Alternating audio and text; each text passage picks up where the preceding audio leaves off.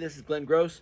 Hey, it occurred to me that I haven't talked too much about looping in my teaching videos much, and I want to talk about a little bit about that.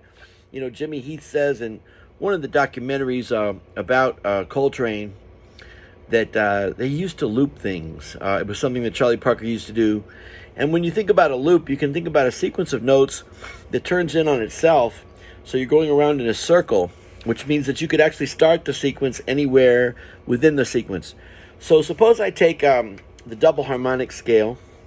Let's build it for you really quickly. So if I play this chord here, this is a E flat trumpet, by the way.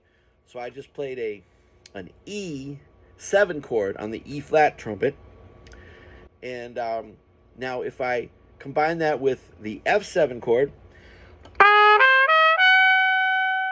then I've got two different dominant chords a half step apart. Now suppose we combine both of those chords together, we're going to get an 8-note scale that sounds like this.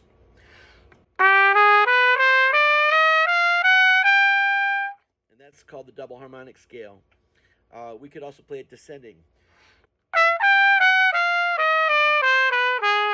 Well, it's good to practice it both ways. Now we could do a simple loop and just keep that thing going as if it's a vamp.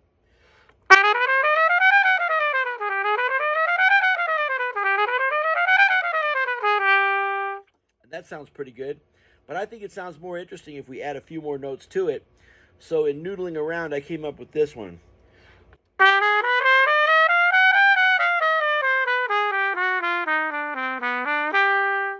And that sounds really nice because you have kind of like a resolution down at the bottom. Now suppose we loop that one.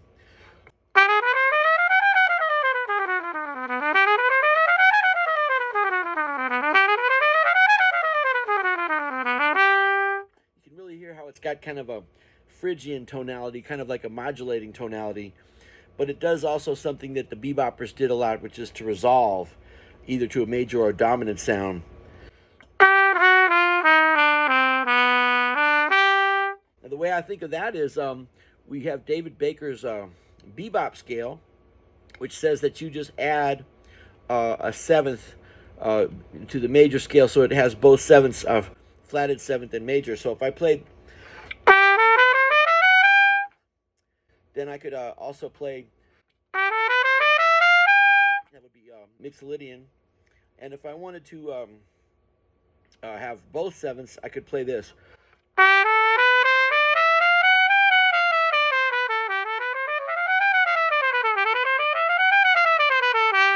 And that's David Baker's Bebop Scale, which he said that the boppers tended to play descending like this.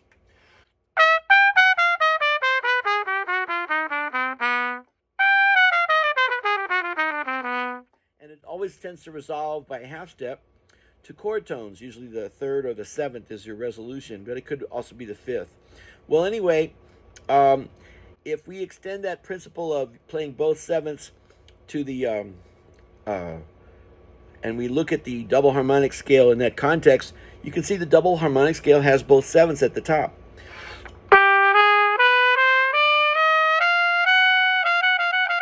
There's your two sevenths, major seventh or minor seventh.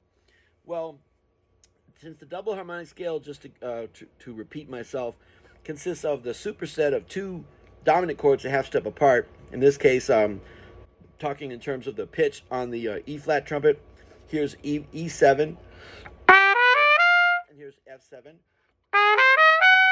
then we combine them together, we get this. So we've got each set of two half steps, two notes a half step apart, representing all parts of the dominant chord, the root, the third, the fifth, and the seventh. So here is our two roots a half step apart, if you will. Now 2/3 a half step apart. Okay, and then our 2/5 a half step apart.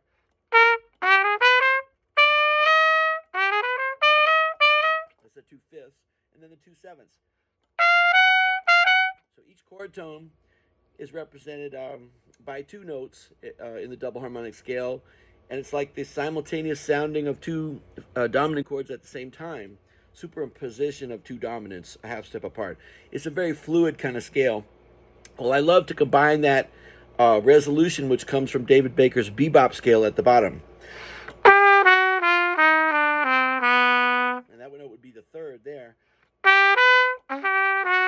It's descending, both sevenths. Fifth. And there's our third, so we can play.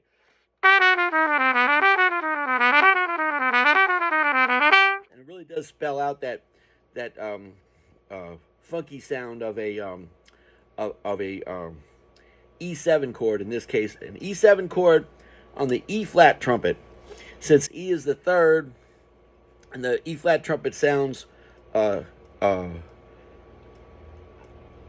when you play a C on the E flat trumpet, it sounds E flat. Therefore, when you play the third, it should sound concert G. So this should be a concert G 7 and a concert G sharp 7. So now I'm going to go back and I'm going to play my loop for you, which consists of simply going up the double harmonic scale, then going down the double harmonic scale, and then a little turnaround lick based on the bebop scale at the bottom.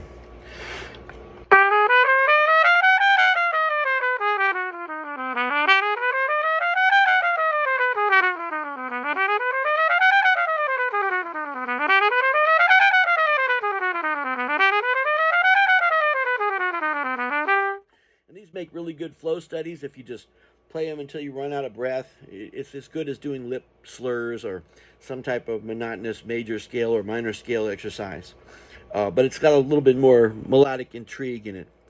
Well, I hope you enjoyed that, and I am going to say goodbye at this point, but hopefully there was something in this little mini trumpet lesson that you enjoyed about looping and about using different scales that you don't usually think of, the double harmonic scale and the bebop scale. Well, thank you so much, and have a great day. This is Glenn Gross signing off right now. Bye for now.